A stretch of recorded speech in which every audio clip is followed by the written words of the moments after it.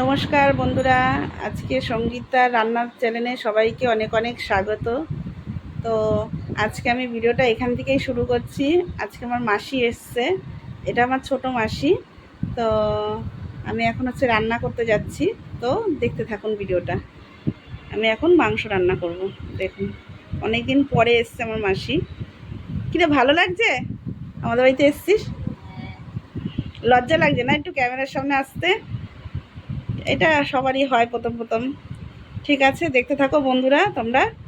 আর চ্যানেলটাকে সাবস্ক্রাইব করো, লাইক করো, শেয়ার করো, আর আমাকে এগিয়ে নিয়ে যেও বন্ধুরা। আমি এখন কড়াই বসিয়ে দিয়েছি, এখন আমি চিকেনটা রান্না করব। তো দেখতে থাকুন বন্ধুরা ভিডিওটাকে। তেল দিয়ে দিচ্ছি। ছেলে অল্প করে নিয়ে এসছে মাংস, যেহেতু আমার মাসি এসছে তাই জন্য বললো যে মা একটু মাংস রান্না করে দাও, অনেকদিন পরে এসছে। তো এখন মাংসটা আমি রান্না করে নেব।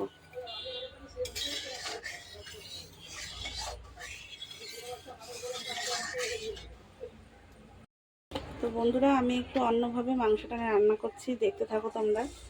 এখন আমি গোটা জিরে দিয়ে দিচ্ছি,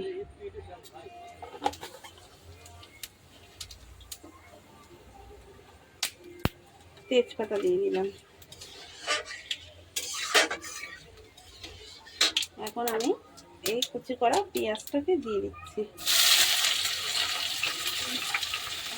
আজকে আমি মশলাটাকে মাখাইনি, এটা আমি অন্যভাবে করছি। আপনারা দেখতে থাকুন ভিডিওটাকে।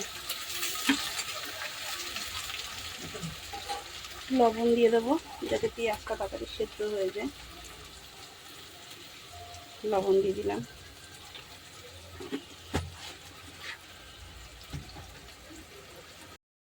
এখন বন্ধুরা, এখন মশলাটা দিয়ে দিচ্ছি। মশলাটা আমি মিক্সির মধ্যে সব কিছু পেস্ট করে একবারে হলুদ, লঙ্কার গুঁড়ো, জিরের গুঁড়ো, ধনের গুঁড়ো সব দিয়ে দিচ্ছি।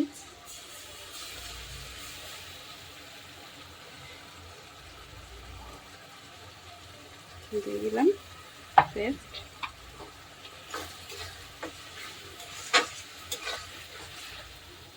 একটু সস দিয়ে দিচ্ছি বন্ধুরা, টমেটো নেই তাই একটু সস দিলাম, অল্প করে দেবো। বন্ধুরা জানো তো, আমি আজকে অনেক কষ্ট করে ভিডিওটা বানাচ্ছি। কেন, আমি তোমাদেরকে বলেছিলাম ঘরে বসে আমি কাজ করতাম, তো সেই কারণে আমি মানে ইসে করতাম, ভিডিওগুলো তাড়াতাড়ি হতো যে করতে, যখন তখন আমি ভিডিওটা বানাতে পারতাম।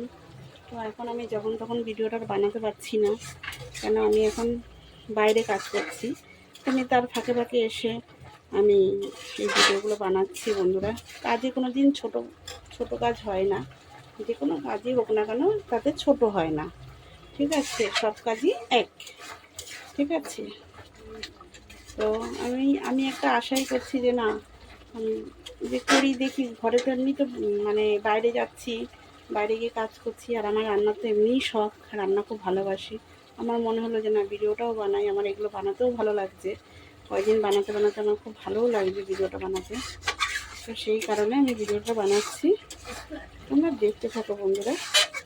তো আমি বেলাবেলি এসে তারপরে সব কিছু করি, এই রান্নাগুলো দেখাই। তো দেখতে থাকো আমার ভিডিওটা। তো তোমরা পাশে থেকো কিন্তু বন্ধুরা, তোমরা যদি না থাকো তাহলে কিন্তু আমি একদম পারবো না। তোমরা দেখো আমার রান্নাগুলোকে, দেখতে থাকো বন্ধুরা।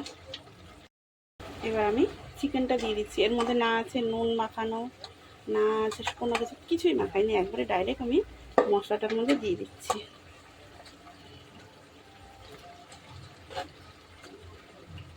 আমি আজকে প্রথমেই বলেছি একটু ভিডিওটা একটু অন্যরকম, মানে চিকেনটা একটু অন্যরকম বানাবো। ঠিক আছে, তো সেই কারণে তো এখানে যে কাটা আলু আছে সেগুলো দিয়ে দিচ্ছি।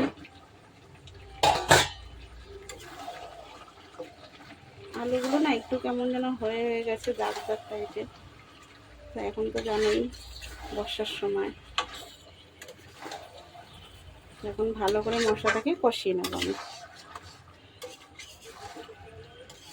আমরা দেখতে থাকো আমার ভিডিওটাকে, আর অবশ্যই অবশ্যই বন্ধুরা সাবস্ক্রাইব তো করো।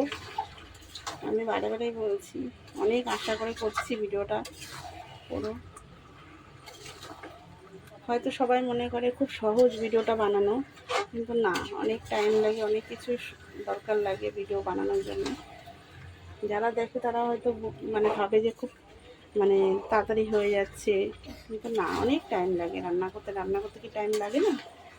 আমরা হয়তো 7 মিনিট 8 মিনিটের ভিডিও ছাড়ছি, কিন্তু না, টাইম লাগে সব কিছু কেটে জোগাড় করতে। তো সব কিছুতেই কষ্ট আছে কাজের।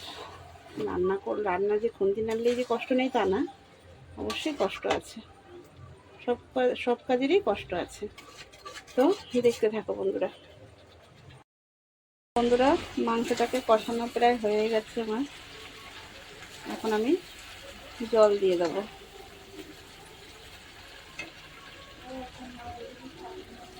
জল দিয়ে দিচ্ছি।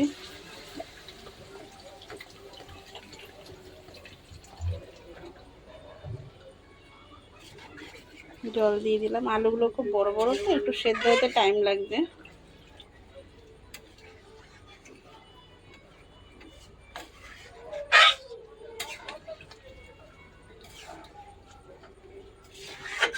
তো বন্ধুরা, কেমন লাগছে নতুনভাবে আমি মাংসটা রান্না করলাম, তোমরা বাড়িতে করে খেও আর জানিও কমেন্টে। দেখতে থাকো বন্ধুরা।